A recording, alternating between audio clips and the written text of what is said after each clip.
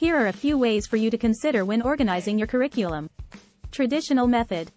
This approach uses structured subject times focused on working through textbooks and workbooks. This approach is very goal-oriented and highly organized. Unit study method. This approach integrates several subjects focused on one topic or theme. You can pick a topic that interests you and your child and create learning opportunities with the same theme. This method works well with teaching multiple grade levels and ages at the same time. Classical method. This approach teaches through classical languages, critical thinking skills, and Western civilizations.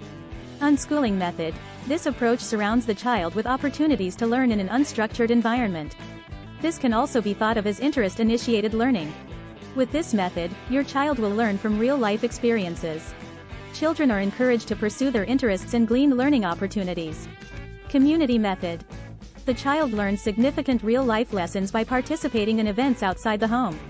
This method can include youth group activities, volunteer work, organized group situations, or church activities. Eclectic method. This approach picks and chooses from all the other systems. Once you know your family's teaching method, you are ready to look for the right curriculum. Remember to ask any veteran homeschoolers in your area for advice on materials in your chosen method. However, several websites and catalogs will direct you to materials that match your needs.